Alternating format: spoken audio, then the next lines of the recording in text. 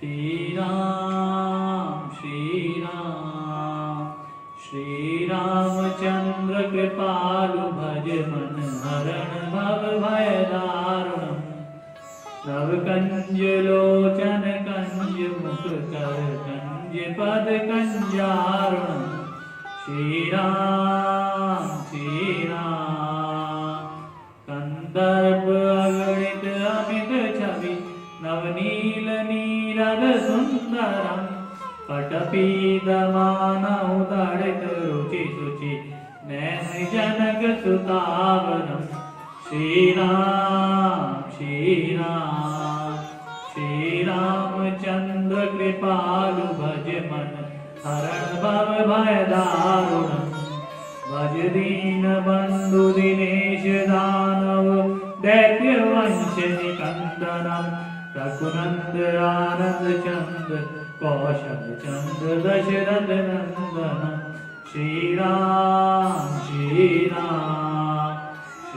रामचंद्र कृपालु भज मन हरण भव भय दारुणम् नव कंज लोचन कंज मुख कर कंज पद कंजारुणम् स्थिर मुकुट कुंडल तिलक चारु दारु अंग विभूषणम् आजानुभुज सर चाप धर संग्राम जित कर दूषणम् श्री राम इति वदति तुलसीदास शंकर शेष मुनि मनरंजन मम हृदय कंज निवास कुरु कामादि कल दल गंजन श्री रामचंद्र कृपालु भज मन हरण भव भय दारुणम् नव कंज लोचन कंज मुख कर कंज पद कंजारुणम् श्री राम जय श्री राम। बोलिए बांके बिहारी लाल की जय हो, राधा रानी सरकार की जय हो, सदगुरुदेव भगवान की जय हो।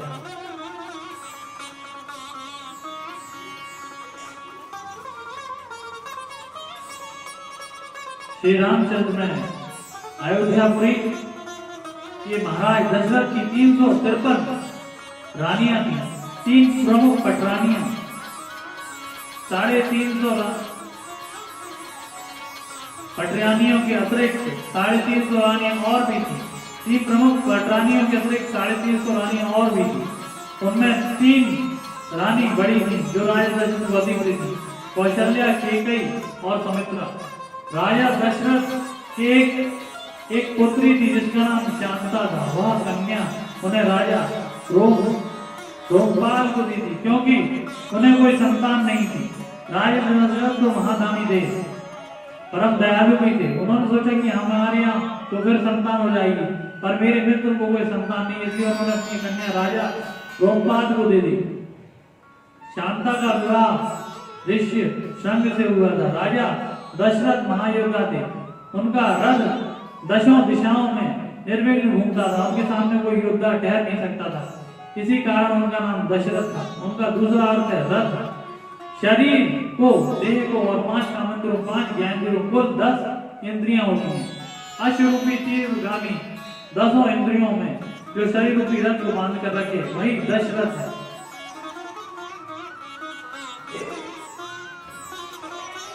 गुरु विशिष्ट जी ने कहा, राजन देर से ही सही। गुरु विशिष्ट जी ने राजा दशरथ से कहा, देर से ही सही चलो, तुम्हें कुछ पुत्र प्राप्ति की कामना का स्मरण हो आया, अब तुम्हें कोई चिंता न थी, हमें क्या चिंता करना, किंतु तुम पुत्र प्राप्ति की याचना लेकर आए हो, मैं तुम्हें पुत्रों का वरदान देता हूँ। इस प्रकार तुम एक पुत्र के लिए तरस रहे हो, जाओ निश्चिंत हो जाओ, तुम्हें एक नहीं 4 पुत्रों की प्राप्ति होगी। दशरथ जी बोले, गुरुदेव किस उपाय से मुझे पुत्रों की प्राप्ति होगी, आप शीघ्र ही उपाय कराएं। गुरु वशिष्ठ जी ने कहा, राजन मैं वह उपाय करने में समर्थ हूँ, चिंता न करो, मैं ऋषि शंख को बुलाकर वह यज्ञ कराऊंगा जिससे तुम्हें पुत्रों की प्राप्ति होगी। तब वशिष्ठ जी ने शांता के पति श्रृंगी ऋषि को बुलाकर पुत्र कामुष्टि यज्ञ कराया और रानियों सहित राजा ने मुनि के साथ भक्ति युक्त चित्त से उस यज्ञ में आहुतियां दी। इस यज्ञ की पूर्णता पर साक्षात भगवान अग्नि अपने हाथों में चारों खीर लेकर यज्ञ अग्नि से प्रकट हुए। सभी ने खड़ा होकर भगवान अग्नि को प्रणाम किया और अग्निदेव वह चारों पात्र श्रृंगी ऋषि को देकर अंतर्धान हो गए। श्रृंगी ऋषि ने वह पात्र सूर्यवंश के पुरोहित गुरु वशिष्ठ को दे दिया और वशिष्ठ जी ने राजा दशरथ को वह पात्र देकर कहा, राजन यथा योग्य यह चारों अपने तीनों प्रिय रानियों को बांट दो। राजा दशरथ ने उस खीर को दो भाग की, आधा भाग कौशल्या को दिया, शेष आधा भाग दो भाग करके एक भाग केकई को दिया। बचे हुए भाग के दो भाग करके कौशल्या तथा केकई के हाथ से सुमित्रा को दिलाया। एक कला इस प्रकार की आती है कि खीर के दो भाग करके एक भाग कौशल्या को दिया, शेष भाग के दो भाग करके एक भाग केकई को तथा एक सुमित्रा को दिया। उस समय आकाशवाणी से पक्षी आकर केकई का भाग धर लिया और तपस्या कर रही अंजनी की वह गोद में जाकर गिरा, जिससे हनुमान जी की उत्पत्ति हुई। केकई के हाथ का भाग वह पक्षी लेकर उड़ गया, तब वह उदास हो गई। तब सुमित्रा ने अपना भाग केकई को देते हुए कहा, बहन मैं तुम्हारे पुत्र कोई पुत्र मानकर प्रेम कर लूंगी, यह तुम ले लो। इस प्रकार सुमित्रा ने वह भाग केकई के को दे दिया और केकई और कौशल्या ने एक दूसरे को देगा और मनी मन बात की कि दोनों ने अपने भागों में थोड़ा थोड़ा भाग निकालकर सुमित्रा को दे दिया। इस कारण कौशल्या के भाग से निकला सुमित्रा का पुत्र कौशल्या पुत्र का सेवक हुआ और केकई के भाग से निकला सुमित्रा का पुत्र केकई पुत्र का सेवक हुआ तथा सभी एक ही भाग से उत्पन्न हुए। इस कारण इसमें अथाह प्रेम था और अथाह प्रेम था, अपार प्रेम था। इस प्रकार भगवान का जन्म हुआ। परमात्मा के जन्म के समय ग्रह नक्षत्रों ने अपना मार्ग बदल दिए, सभी अनुकूल हो गए, समस्त चर और अचर जो भी थे प्रसन्न हो गए। इस प्रकार समय नवमी तिथि चैत्र मास का शुक्ल पक्ष था, मध्याह्न का समय अभिजीत मुहूर्त था, पुनर्वसु नक्षत्र और कर्क लग्न थी, न ज्यादा गर्मी थी न ज्यादा सर्दी थी। इस प्रकार बड़ा पावन काल था परमात्मा के प्रकट होने का। सुर समूह विनती करी पहुंचे निज धाम, जग निवास प्रभु प्रकट अखिल लोक विश्राम।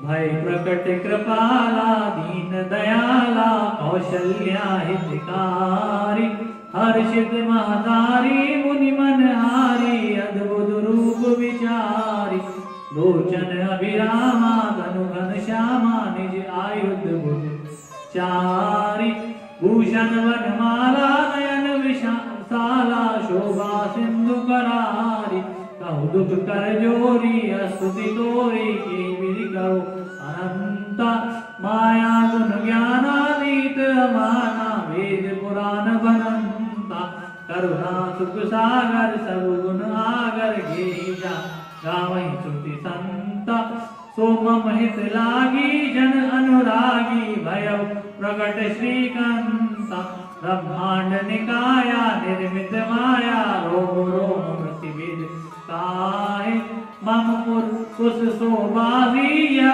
उपहासी, सुनत धीर मति धीर न राहे, उपजा जब ज्ञाना प्रभु मुस्काना, चरित बहुत की चाहे, कई कथा सुहाई मातु बुझाई, जय प्रकाश प्रेम लाई, माता पुनि बोली तो मत डोली, ताजहु तात यह रूपा, की जैसे सुलीला अति प्रियशीला, यह सुख परम अनूपा, सुनि वचन सुजाना रोदन टाना, बोली बालक सुरूपा, क्या चरित जे गावई हरिपद पावई, ते न पावई भवभूपा, विप्रदिन सुरसंहित तीन मनुसार, निज इच्छा निर्मित तनु माया गुण गोपाल। इस प्रकार कौशल्या जी अपने महल के कक्ष में चतुर्भुज नारायण को देखकर प्रसन्न होकर स्तुति करने लगे। तब प्रश्न होकर परमात्मा ने कहा, देवी तुमने पूर्व जन्म में मुझे पुत्र रूप में मांगा था, आज से मैं तुम्हारी कामना पूर्ण करने हेतु तुम्हारे पुत्र रूप में आया हूँ। यह सुनकर माता बहुत कौशल्या बोले, प्रभु अखिल ब्रह्मांड नायक आपको मैं घर से प्रकट हुआ कहूंगी तो लोग उपहास करेंगे और आपके स्वरूप को से तो मेरी हंसी और ज्यादा होगी। आपको तो बनने आए हो तो पुत्र बनिए। ये पिता का रूप जगत पिता छोड़िए। जब यहाँ बच्चे के 4 नहीं 2 हाथ होते हैं तब भगवान ने 2 हाथ दी रख लिए। माता बोली, हमारे यहाँ बच्चा पैदा होते रोता है, पैदा होते ही समझनी इतने बड़े नहीं गोद में होते हैं। तब भगवान गोद में आकर कौशल्या बोले, प्रभु जन्म लेने से पहले समय कपड़े तन पर नहीं होते, समय नग्न अवस्था होती है। तब प्रभु को झिझके, फिर सोचा माता से क्या छुपा, नंगे हो गए मेरे प्रभु। भगवान बोले, अब ठीक है। माता बोली, रो तो सही, तब रोगे तब सबको पता चलेगा। इस प्रकार भगवान यह सुनकर माया से माता की सारी बातें भुला दी और स्वयं बड़े उस स्वर में रोने लगे। बालक ने रुदन स्वर को सुनकर दासियां दौड़ी चली आई और पुत्र की भराइयां देने लगी। इस प्रकार भगवान का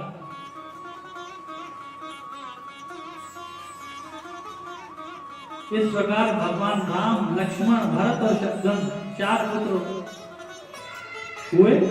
राजा दशरथ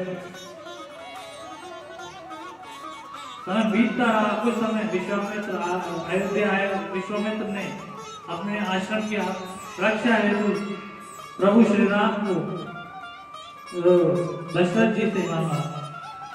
दशरथ जी यह सुनकर बड़े ही दुखी हो गए, पर गुरु वशिष्ठ जी के समझाने पर उन्होंने प्रभु श्री राम को जाने की आज्ञा दी।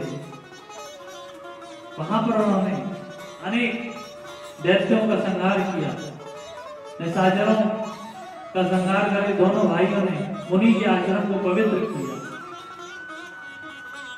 मरीच और सुबहु नामक 2 राक्षसों का भगवान ने वध किया।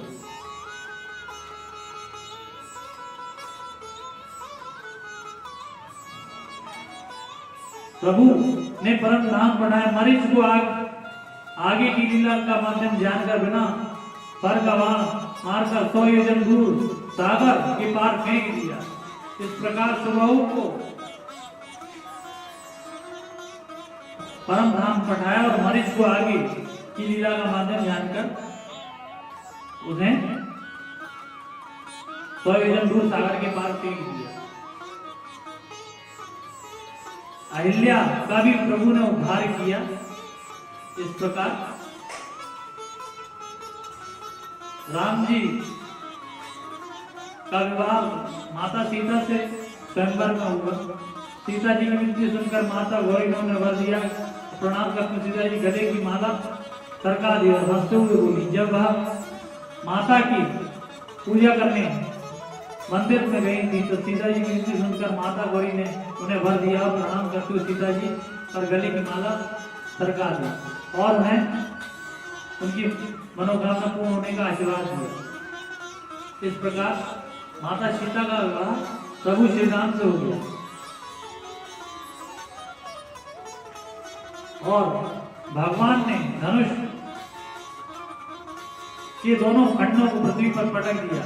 उस समय चंतानंद की आज्ञा से सीता जी ने वरमाला प्रभु के पास आई। लक्ष्मण जी की सहायता से सीता जी ने प्रभु श्री राम को उनके गले में वरमाला डाल दी। परशुराम जी वहां आए, उनका लक्ष्मण जी से वाद विवाद हुआ, पर प्रभु श्री राम ने उन्हें समझाया। तब विश्वामित्र वशिष्ठ जी को लेकर तब वे शांत हुए और विश्वामित्र वशिष्ठ जी को लेकर नगर पहुंचे तो लोगों को साथ लेकर बारात सजाकर जनकपुरी पहुंचे। इस प्रकार प्रभु श्री राम का बड़े धूमधाम से विवाह हुआ। धन्य राजा जो राम को देखकर इस प्रकार प्रभु श्री राम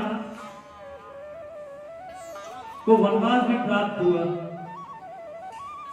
आगे की कथा में प्रभु श्री राम को वनवास भी प्राप्त हुआ। दशरथ जी उन्हें वन में भेजना नहीं चाहते, तब राम को न लौटा पाने पर सुनकर दशरथ जी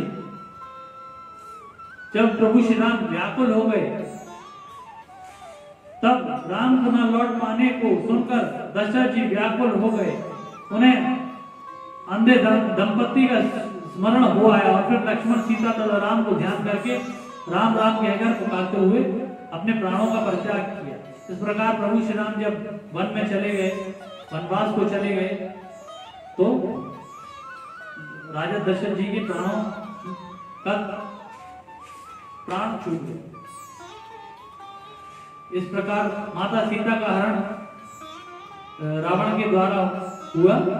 तब भगवान ने हनुमान जी की सहायता से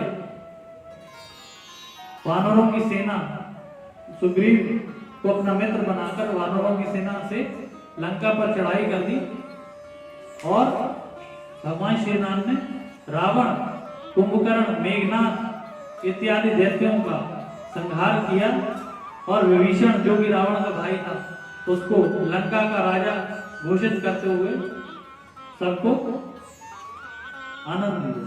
सुखदेव जी बोले, राजन, भगवान श्री राम ये संपूर्ण विश्व का चरित्र है। यदि कोई पूछे कि चरित्र कैसा हो तो उत्तर में बस एक ही नाम होना चाहिए कि चरित्र हो तो प्रभु श्री राम जैसा हो। जो पुरुष अपने कानों से भगवान श्री राम का चरित्र सुनता है उसे सरलता, कोमलता आदि गुणों की प्राप्ति सहज हो जाती है और केवल इतना ही नहीं, वह समस्त कर्म बंधनों से भी मुक्त हो जाता है। ऐसे भगवान श्री राम को बारंबार प्रणाम है। जय श्री राम, जय वीर बजरंगी। बोलो बांके बिहारी लाल की जय, राधा रानी सरकार की जय, सतगुरुदेव भगवान की जय।